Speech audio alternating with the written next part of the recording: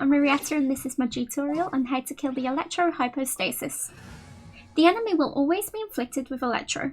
When choosing your party, I recommend using at least 2 of these elements, Pyro, Hydro or Cryo. The start of the battle tends to be the same. The enemy will proceed to turn into a fist and target your character 3 times. It's important to stay close to the enemy, as after this combo they will turn into their cube form where they are most vulnerable. Knowing when the enemy turns into this form is highly important, as you'll only have a short amount of time to deal as much damage as possible. In this video, I use Mona to deal continuous Hydro damage, quickly switching to Chongyun using his E ability to deal frozen damage. Whilst this ability doesn't freeze the enemy, it does deal extra damage due to the enemy being wet. The majority of my damage then comes from my main character. This is due to their quick attack speed and ability to deal extra elemental damage when an enemy is inflicted with an elemental effect. The enemy will now and again switch into its jaw form. Whilst this is pretty easy to dodge, it does deal a lot of damage. The enemy will then switch into its portal form.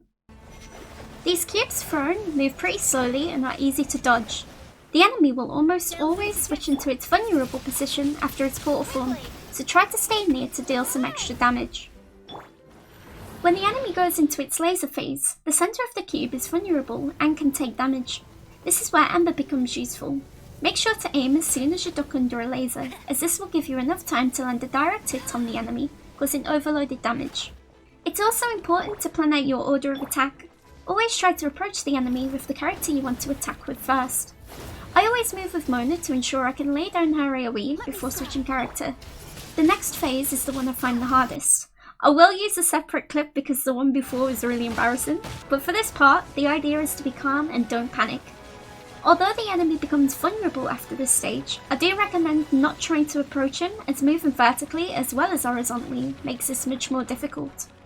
The vulnerable state here also lasts for a longer time, so take as much time as you need and don't rush. The rest of the battle is a rinse and repeat. However, be wary that the enemy sometimes switches into its vulnerable form after 1 punch rather than the normal 3. Keep your eye out on this in order to get some extra damage in before it gets up. For the final phase, the cube will break up into 3 pieces.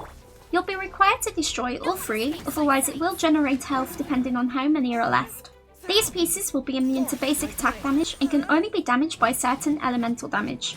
Amber is great for piercing these with her fully charged basic attacks, as she deals pyro damage. If you don't succeed in defeating them all the first time, don't worry, as the ones that you did break won't respawn. After all 3 pieces are broken, the Electro Hypostasis will die, and then you can collect the rewards.